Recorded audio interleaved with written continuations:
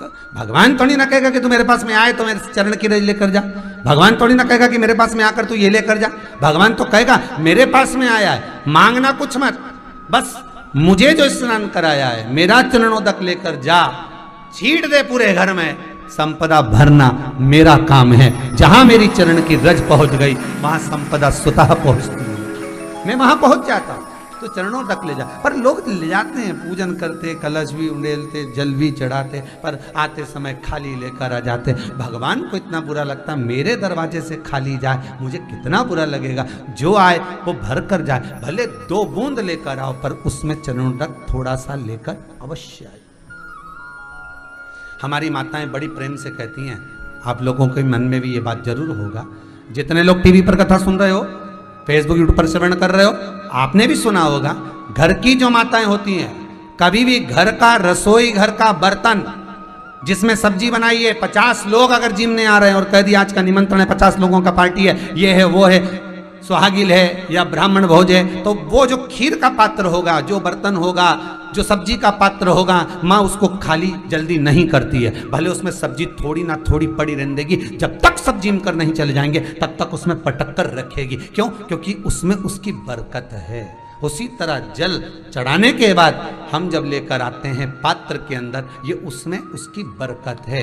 गर्ग संहिता में दूसरी चीज कही, उसको भी समझ लीजिए। गर्ग संहिता में कहा गया, जब आप घर से जल लेकर जाते हो भरकर, तो ये सृष्टि की जितनी नदियां हैं, पृथ्वी पर जितनी नदियां विद्यमान हैं, जितने तालाब, जितने सरोवर, जितने कुंड, जितने विराजमान हैं, उन सारे तीर्थों का जल जब आप घर से लेकर निकलते हो तो वो तीर्थ का संपूर्ण जल आपके कलश में आ जाता है।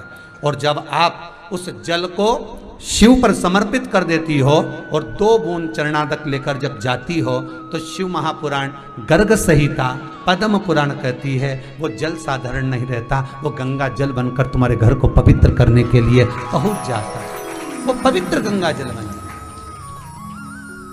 उसको लेकर प्रवेश कर जा,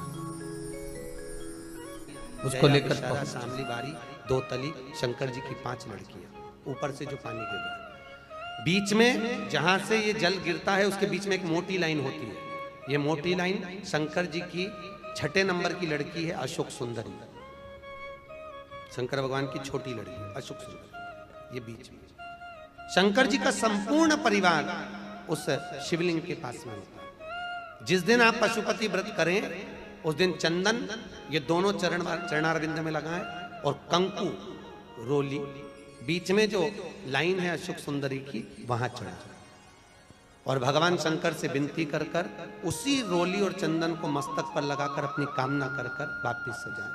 5 पशुपति व्रत भगवान पशुपति नाथ के नाम से करें, और उसके बाद में 5वें व्रत के दिन एक श्री फल पर मोली लपेटकर अपनी कामना कर कर 108 बेलपत्र के साथ शंकर को चढ़ा दें। और सीधा सीधा जानते हो, आटा चावल दाल वगैरह नमक मिर्ची शंकर जी के मंदिर में सीधे के भाव से ब्राह्मण को दे दें, शाम को व्रत तोड़ लें। 5 व्रत जो पशुपति व्रत को कर लेता है पशुपति व्रत के नाम से, उसके मनोवांछित फल कामना पूरी हो जाती है, शंकर उसके मन की कामना पूर्ण कर देते हैं। ऐसे पशुपति। अगर कोई बच्चा सीए की पढ़ाई में कर रहा हो या कोई अच्छी पढ़ाई कर रहा हो, उसकी नौकरी नहीं लग रही हो या पास नहीं हो रहा हो, अच्छे नंबर से निकल ही नहीं रहा हो, एग्जाम नहीं पास ही नहीं हो पा रहा हो, तो उस बच्चे के लिए पशुपति व्रत, अगर एक व्रत भी वो पशुपति नाथ का कर लेता है और बीच में जो लाइन है उस लाइन पर शहद चढ़ा देता है और उस शहद को चम्मच में उठा कर ले आता है, एग्जाम देने के 1 दिन पहले वो शहद खा लेता है, तो बच्चा अच्छे नंबर से पास हो जाता है, कभी जिंदगी में फेल नहीं होता। जो एग्जाम में बैठेगा उसमें अव्वल निकल जाएगा। पशुपति व्रत का इतना प्रमाण है, साधारण व्रत नहीं है पशुपति। शंकर भगवान ने पशुपति रूप धारण किया। समय बीता, आगे चरित्र आता है महाराज। आगे जो वर्णन किया, माता पार्वती जी के साथ में भगवान शिव विराजमान है, तभी उसी समय पर भगवान शंकर भूत भावन बैठे हुए थे। एक शंखचूर्ण नाम का राक्षस हुआ, जिसकी धर्म पत्नी का नाम था तुलसी। शंखचूर्ण अपनी प्रवृत्ति में रमा रहता था, गलत काम करना, और तुलसी भगवान शंकर की आराधना में, भगवान शंकर की भजन में लगी रहती थी। शंखचूर्ण राक्षस की प्रवृत्ति इतनी प्रखर थी, मदिरा का पान करना, मांसाहार करना, गलत काम करना, इन सब प्रवृत्तियों को देखकर सारे देवताओं ने भगवान शिव से विनती करी, भोलेनाथ इस शंखचूर्ण को मारना जरूरी है। शंकर भगवान ने कहा इसको मार नहीं सकते क्योंकि इसकी धर्म पत्नी बड़ी सात्विकवान है, पति की सेवा करने वाली, पति को परमेश्वर मानने वाली, भगवत तत्व में डूबने वाली है, भगवत तत्व में कभी गलत संगति में नहीं पड़ी। क्या करा जाए? तो एक काम करते हैं, भगवान विष्णु को शंखचूर्ण राक्षस की पत्नी के पास भेज दिया जाए, शंखचूर्ण का रूप रखकर। शंखचूर्ण का रूप रखकर शंकर भगवान के कहने पर भगवान विष्णु को भेजा गया उसकी धर्मपत्नी के कक्ष में। धर्मपत्नी सोची मेरा पति है, उसके साथ में रही, उससे उसका सात्वित्व दिख गया, सात्वित्व समाप्त हुआ। शंखचूर्ण राक्षस के साथ शंकर भगवान आनंद में युद्ध करे, और युद्ध कर कर भगवान शंकर ने शंखचूर्ण को मारा। जैसे शंखचूर्ण राक्षस नीचे गिरा, शंखचूर्ण राक्षस को मरते ही शंकर भगवान ने अपने पांव के प्रहार से उसको समुद्र में फेंक दिया। समुद्र में फेंकते ही शंखचूर्ण राक्षस की हड्डियों से शंख जाति का निर्माण हो गया। काय का निर्माण हुआ है? शंख जाति का। हिंदू धर्म में सारे देवताओं पर शंख का जल चढ़ सकता है, केवल एक भोलेनाथ ऐसे हैं शंकर भगवान जिन पर कभी शंख का जल नहीं चढ़ता। काय का जल नहीं चढ़ता? शंख। अगर भगवान शंकर पर शंख का जल चढ़ जाए तो 1000 गौ हत्या के बराबर दोष लगता है। माया शंख के जल का इतना दोष है, शिव जी को नहीं चढ़ता, शंकर भगवान को समर्पित नहीं।